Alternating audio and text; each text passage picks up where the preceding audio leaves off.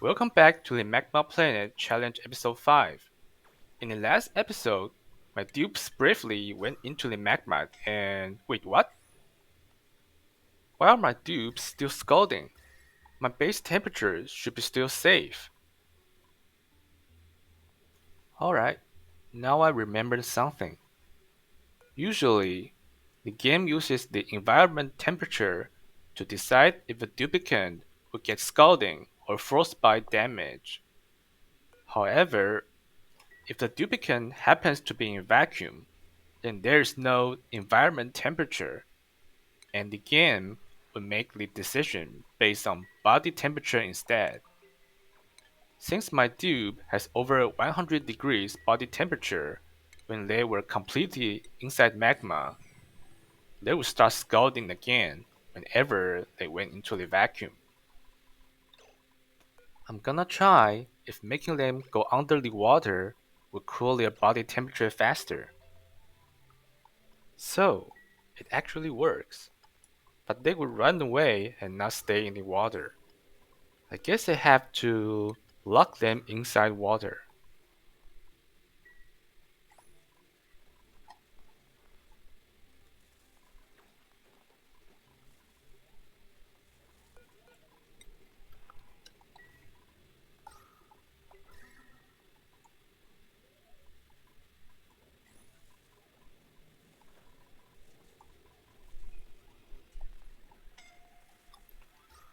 They are scalding again. So why is this happening? Because bionics suck the oxygen much faster than a regular duplicate. They will often create a temporary vacuum around them and be scalded with the mechanics I have just explained. This means if I don't get their body temperature back to normal, they will keep scalding whenever they refill their oxygen tanks or get into the vacuum work area in the left.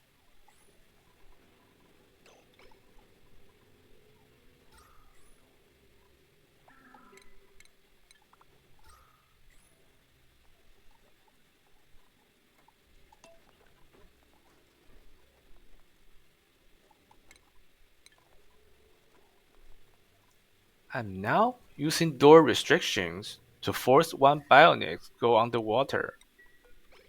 They will be stressed quickly, but I will be monitoring and free them out before they are stressed way too much. I will see how much they could be cooled down this way.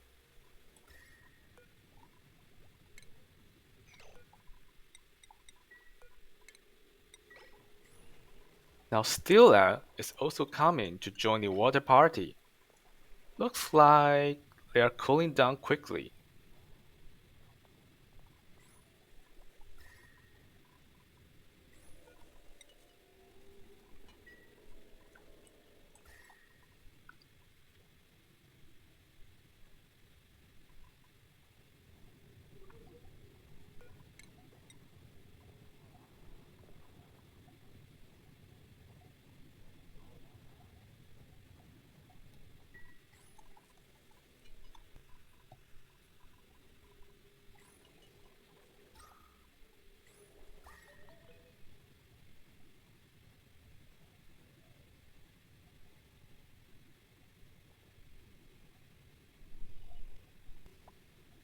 Now Eduardo is over 60% stressed, but his body temperature is also below 70 degrees now, so he should be safe to go.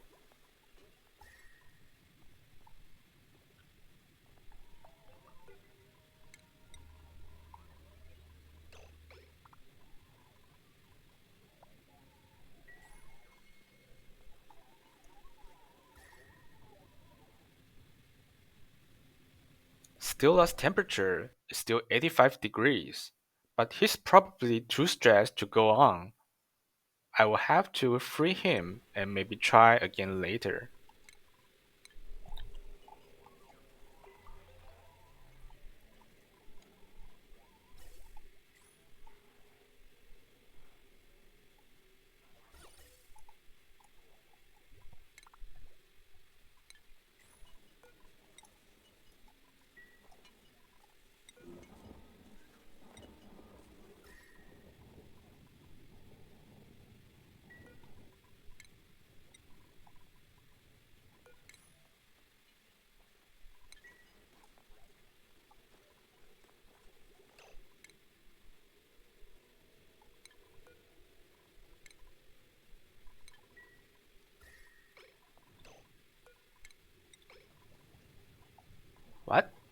Now what do we have here? Chilly surroundings. Is this a joke? My dupes are complaining it's too cold inside the magma planet. Okay.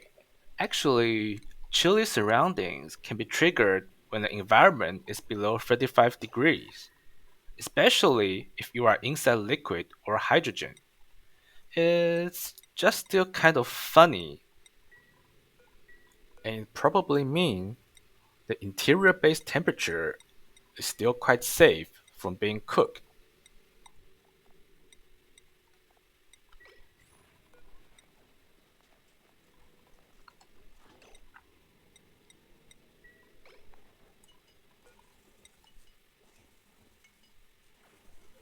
Now I am preparing to do the second magma battle, but some of my dupes' body temperature are still way too high. So I'm reassigning the boosters once again. The Bionics that has spent less time in the magma will be the main builder or digger this time.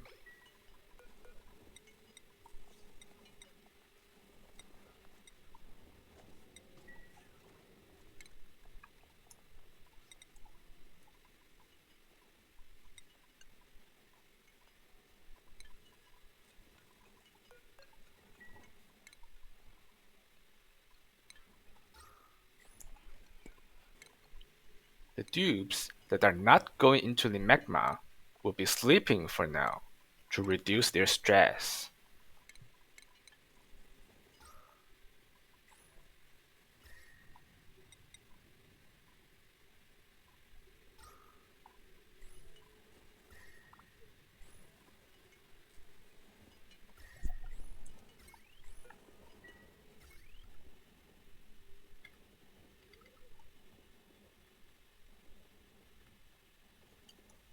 Okay, I don't need this pump anymore.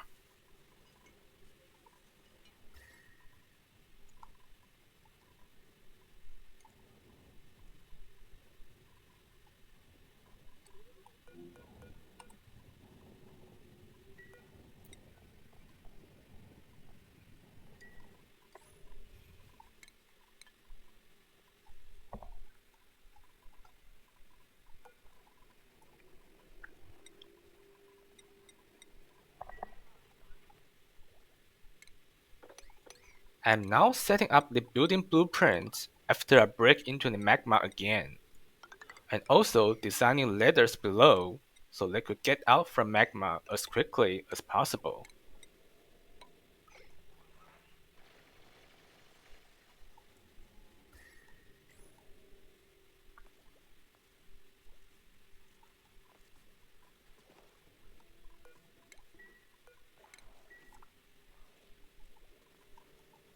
My dupes are all well under 60% stress now.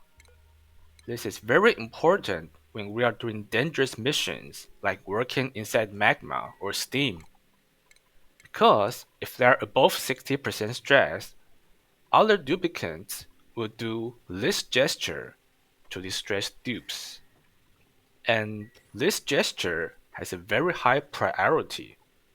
It will waste the duplicant's time and make them stay inside magma longer, which could be very fatal.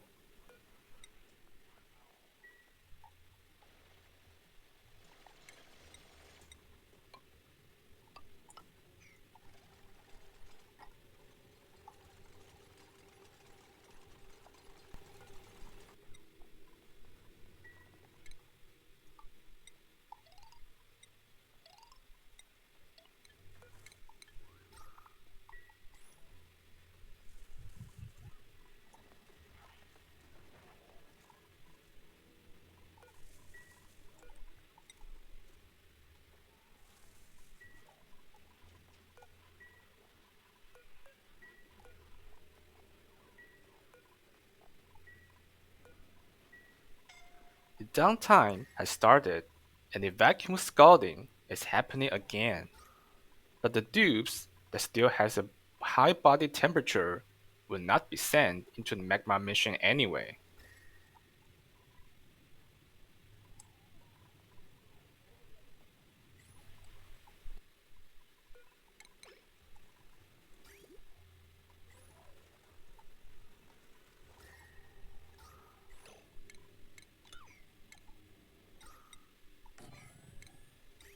The air circulation in my base is not really good because the base is small and there's not much free space for them to flow.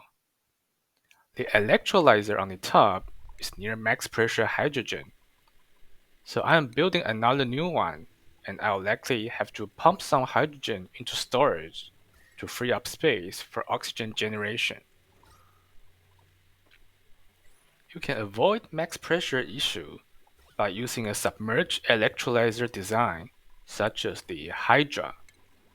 In fact, I would say rushing for a Hydra in a full bionic colony is a really strong move. But for this challenge, I feel like doing most things in the most primitive way. As you can see, I have dealt with all these dangerous things with really low technology. Maybe I'll do the Hydra when I'm playing another challenge.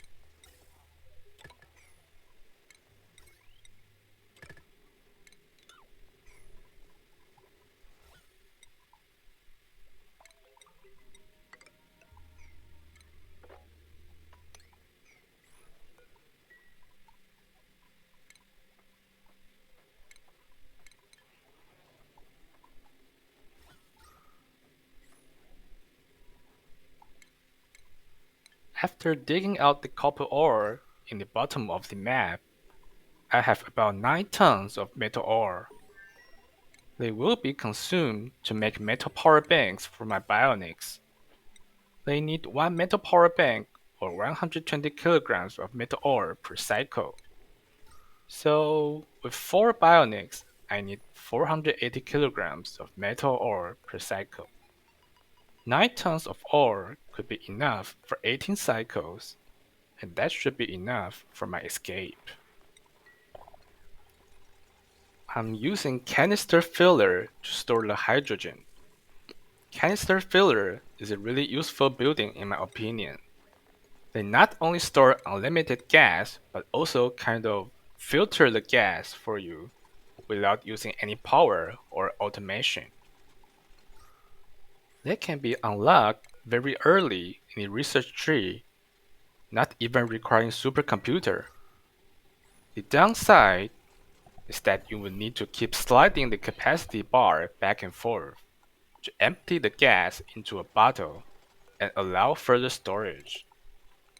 But it is very good to use when you are starting a colony, a new project, or something you will be closely monitoring.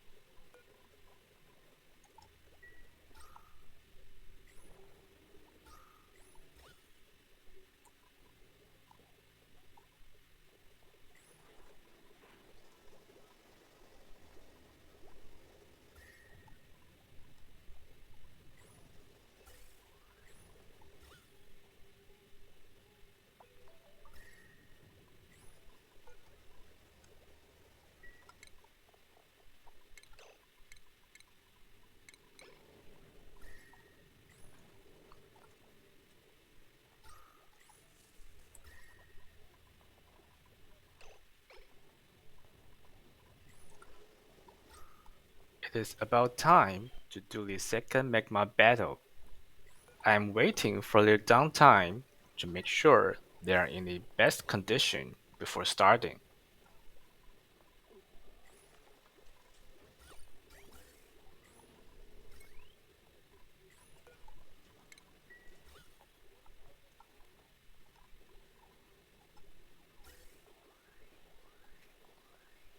I'm measuring the size of the hole to the left with the digging tool to make sure there are enough room to hold the second batch of magma falling down.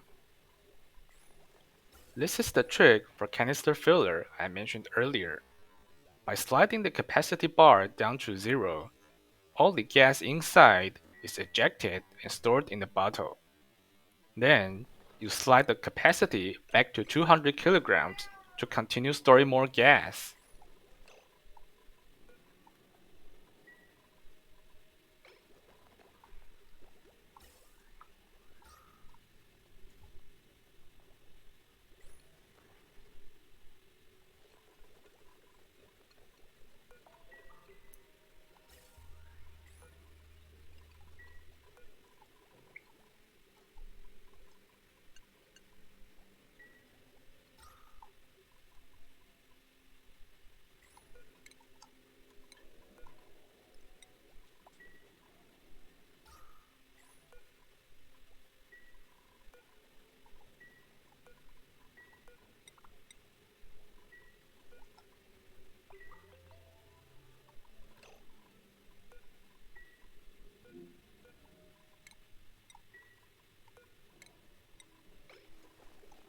The downtime preparation is about done.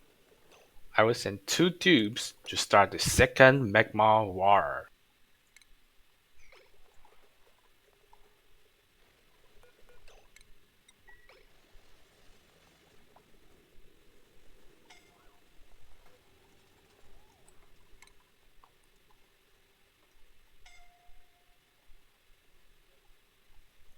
Compared to the first magma war, they will have to walk for a longer distance and stay in magma longer. So I would expect this to be much worse than the first one.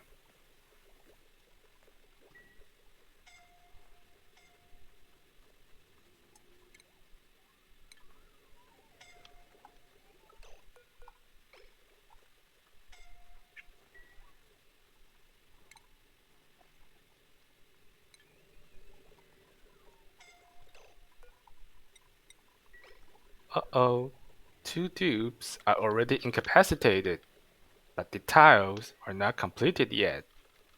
I will have to finish the job and rescue these 2 tubes in time. Alright, the tile construction is finished.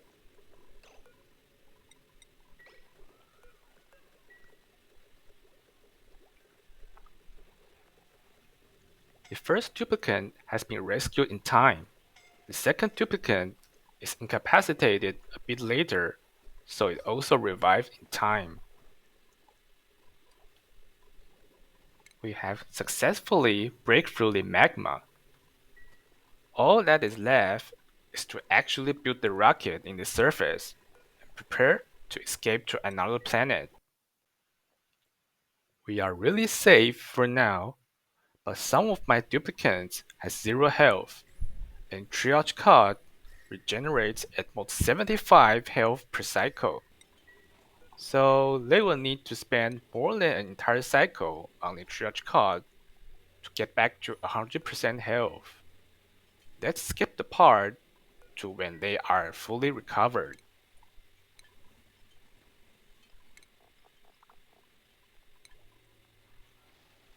This last tile of magma isn't really a problem at all.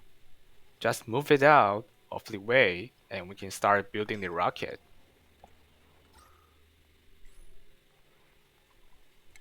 The vacuum scouting is still happening, but since we have no dangerous missions right now, it is probably fine. There is actually one more danger to be aware of. The superconductive planet has the highest surface radiation, which is 375 rays per cycle. I don't want to ever run into the risk of my bionics vomiting on top of hot rock, so I am making some precautions. Just putting 2 tiles on the main ladder they are climbing would block more than 70% of radiation, and that would be enough to play safe.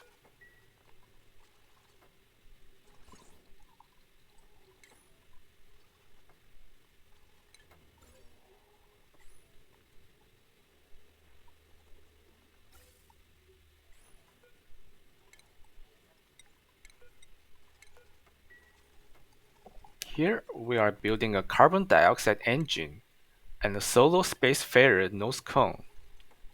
A carbon dioxide engine is the fastest of all rockets when it is carrying no outer modules than these two. It can travel like 4 hex per cycle. You might be wondering, how are we supposed to land? Well, in the most primitive and brute force way.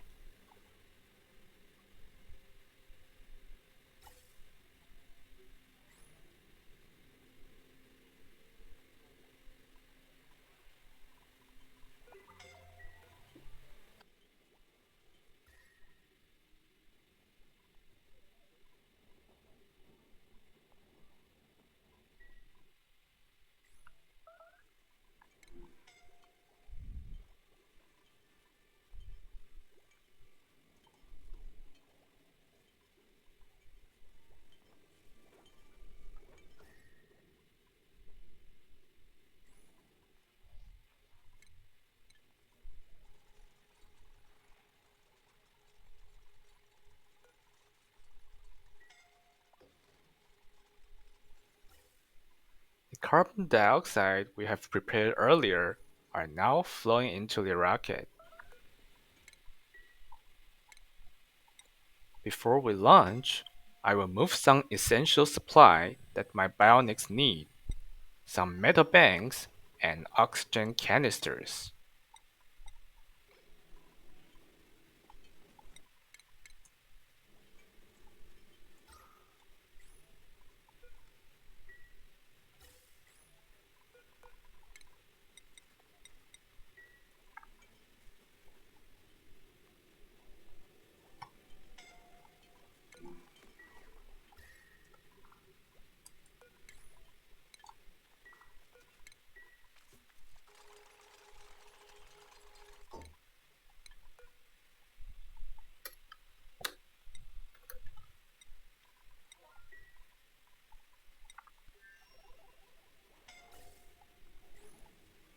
We have been fighting and surviving on this Magma planet for 36 cycles. Now we are about to leave. Would my bionics miss this planet? Maybe.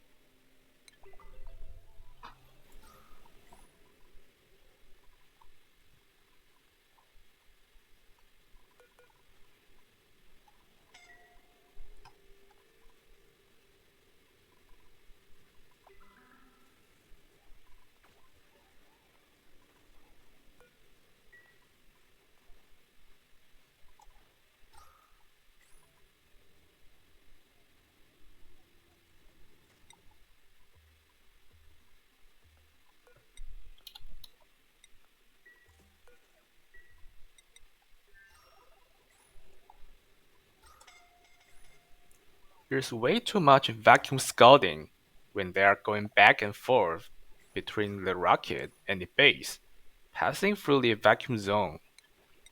I guess I shouldn't bother healing them anymore and just launch the rocket as fast as possible. Alright, we have the oxygen canisters, we have the metal power banks, let's launch the rocket.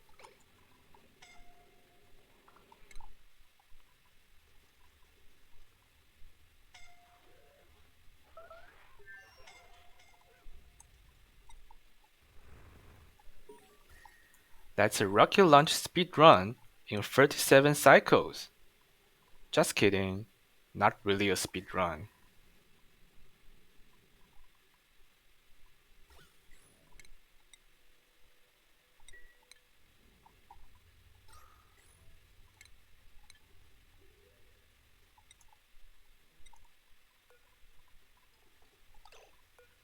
Since there's really nothing to do inside the rocket, I'll just let them get another downtime to refill their power and oxygen before the landing.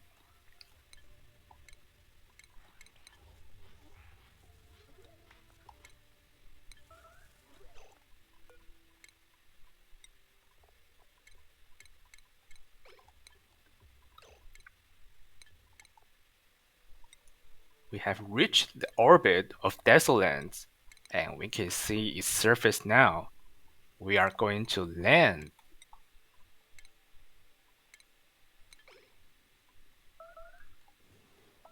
So, all of our 4 dupes have crash landed on Desolance. And ignore the colony loss message. It always shows up when you trailblaze or crash land all your dupes in the same time. But what was our initial challenge goal again? We have to actually survive in another planet and build a minipod. Did I create another challenge by crash landing the dupes on the surface?